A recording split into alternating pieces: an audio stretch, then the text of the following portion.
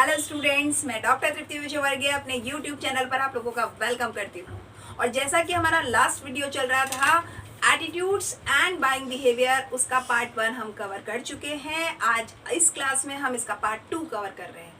पिछले वीडियो में हमने ये बात की थी कि एटीट्यूड क्या है, उसका मॉडल क्या होता है, किस तरह से उसके फंक्शन काम करते हैं, कौन कौन सी कैरेक्टरिस्टिक्स हैं और ऑलपोर्ट ने एटीट्यूड को किस तरह से डिफाइन किया है। आज बात करते हैं एटीट्यूड का डायरेक्ट इम्पैक्ट कैसे आता है बाइंग बिहेवियर पर। तो देखो, कोई भी चीज़ है, हम क्योंकि कंज्यूमर बिहेवियर कर रहे हैं तो उसमें ये सारे फीचर्स को हम लास्ट हमारा टारगेट क्या रहेगा कि इसका इम्पैक्ट बाइंग पर कैसे आता है। एक व्यक्ति जो खरीदता है, कोई चाहे सर्विस हो, चाहे वो प्रोडक्ट हो, गुड्स हो, कुछ भी हो, जब वो खरीदता है उससे पहले इन सारी चीज़ों का किस तरह से रोल प्ले होता है उसके साइकोलॉजिकल इम्प्रेशन पर, वही हमारा टारगेट है। तो ये क्या है, इसको पढ़ने के बाद अब बात करते हैं ये कैसे असर डालता है।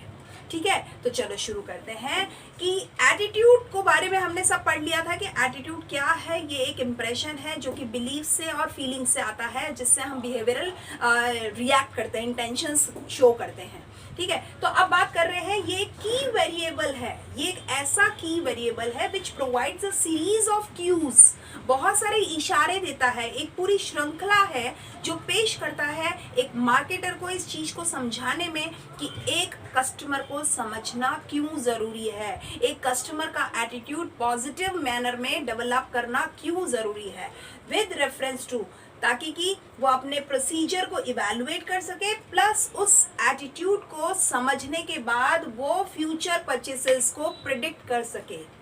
एक मार्केटर को बहुत हेल्प मिलती है अगर वो किसी भी कस्टमर का एज एन इंडिविजुअल या ऑर्गेनाइजेशनल अगर उसका एटीट्यूड समझ जाता है तो उसे ये चीज़ समझने में बहुत सहायता मिलती है कि उसकी फ्यूचर सेल्स अब कितनी होंगी, उसका प्रिडिक्शन करने में, उसका अनुमान लगाने में, उसका अंदाज़ा लगाने में उसे बहुत हेल्प मिलती है।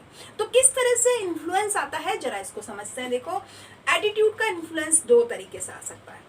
एक तो जो मैंने लर्न किया हो, जो लर्नड है उससे, या एक जो मैंने एक्सपीरियंस किया हो।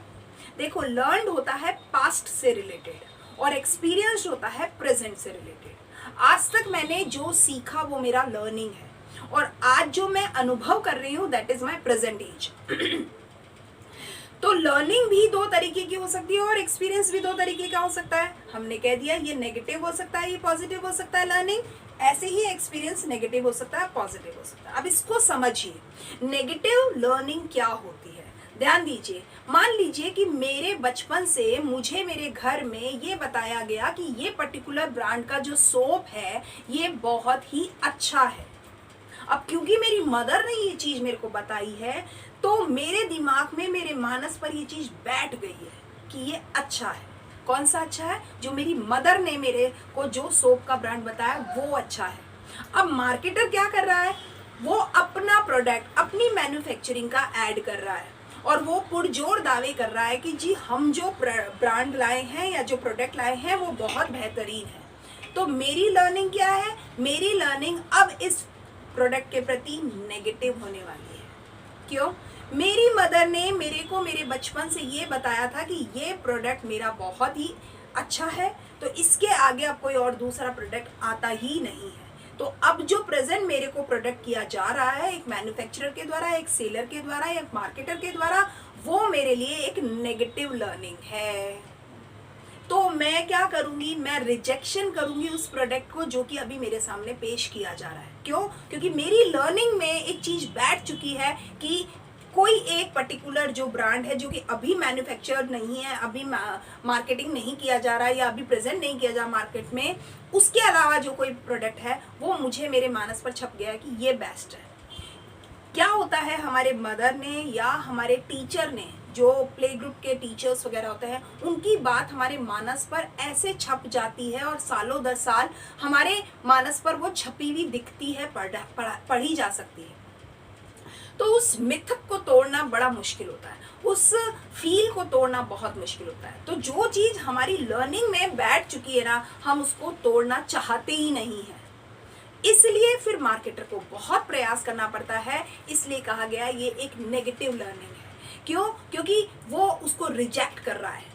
जो आज मार्केटर प्रेजेंट कर रहा है प्रोडक्ट या सर्विस को, उसको एक कस्टमर रिजेक्ट कर रहा है just because of his learning. तो ये लर्निंग से उसको रिजेक्शन मिल रहा है। इस रिजेक्शन पे उसे बहुत सारा काम करना पड़ेगा कि किस तरह से इस रिजेक्शन के फील को वो हटा करके अपनी बात को इस तरह से कहे कि ये रिजेक्शन का लेवल वो कम कर सके। ये तो होता है नेगेटिव लर्निंग। इसका ठीक उल्टा ले लेते हैं, पॉजिटिव लर्निंग। मुझे मेरे बचपन से ये सिखाया गया था कि गौ माता है और गाय को किया हुआ धर्म बहुत काम आता है, वगैरह वगैरह वगैरह। कुछ भी हो सकता है, मेरे बिलीफ हो सकते हैं, मेरे रिलीजन से रिलेटेड, मेरे कस्टम से रिलेटेड कोई भी चीज़ ऐसी हो सकती है जिसको मुझे सिखाया गया, और आज वो लोग उसी बात को ये कह रहे हैं। तो मेरा एक विश्वास और जुड़ाव लेता है और मजबूती लेता है कि मैंने जो आज तक सीखा था, देखा आज भी ये बातें आज भी प्रासंगिक हैं।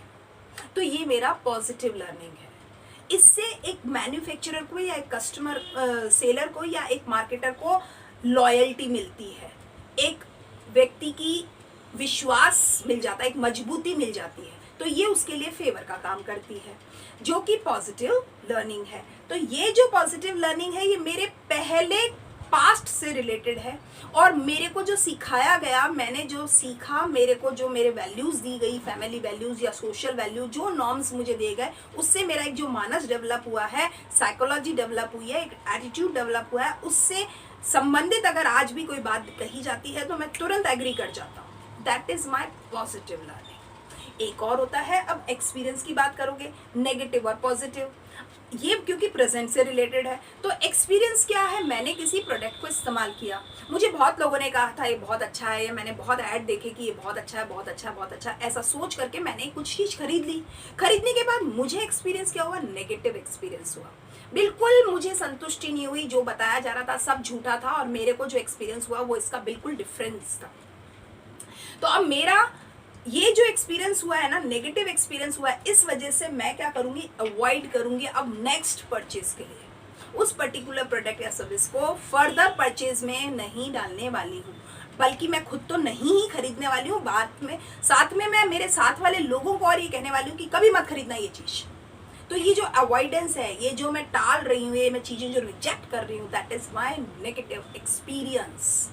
और एक होता है पॉजिटिव एक्सपीरियंस, मैंने किसी चीज़ पर एक विश्वास करके ऐड के भरोसे या मेरे दोस्तों के भरोसे या लोगों के अनुभव के भरोसे मैंने कोई चीज़ को खरीदा, और ख़रीदने के बाद मुझे भी एक अच्छा लगा, एक अच्छा फील आया, मुझे लगा कि अरे वाह ये तो बहुत अच्छी चीज़ है, सब लोग सही कहते थे, या इसका एडवर्टाइजिंग बिल्कुल सही आ रहा था, बढ़िया चीज़ है, इसे तो बताना चाहिए लोगों को। तो इससे क्या हुआ, ये एक पॉजिटिव एक्सपीरियंस है, और इससे फेवर मिला है एक मार्केटर को या एक मैन्युफैक्चरर को। इस तरह का फर्क पड़ता है एटीट्यूड डेवलपमेंट से, हमारे बाइंग पर इन्फ्लुएंस आता है। इस तरह से एक मार्केटर कोशिश करता है कि ज़्यादा से ज़्यादा वो पॉजिटिव लर्निंग और ज़्यादा से ज़्यादा वो पॉजिटिव एक्सपीरियंसिंग को फोकस कर सके, या जो नेगेटिव लर्निंग और नेगेटिव एक्सपीरियंसेस हुए हैं उनको रिप्लेस करते हुए वो पॉजिटिव लर्निंग और पॉजिटिव एक्सपीरियंसेस को फ्रीज कर सके। इस तरह से एक एटीट्यूड फीचर का असर बाइंग पर बहुत ज़बरदस्त आता है, और इसीलिए एक मार्केटर को या एक मैन्युफैक्चरर को इस पर बहुत सारा काम करना पड़ता है। आज की क्लास के लिए इतना ही। एटीट्यूड का असर बाइंग पर किस तरह से आता है, इसको हमने 2 वीडियो में कवर किया है। एटीट्यूड अलग से डिटेल में समझाया, और एटीट्यूड का असर उसे भी हमने डिटेल से अलग वीडियो में बनाया है। उम्मीद करती हूँ ये क्लास आपको पसंद आई होगी, और ये टॉपिक, ये कंसेप्ट आपको क्लियर हो गया होगा। Thank you for keep watching my videos regularly. Thank you.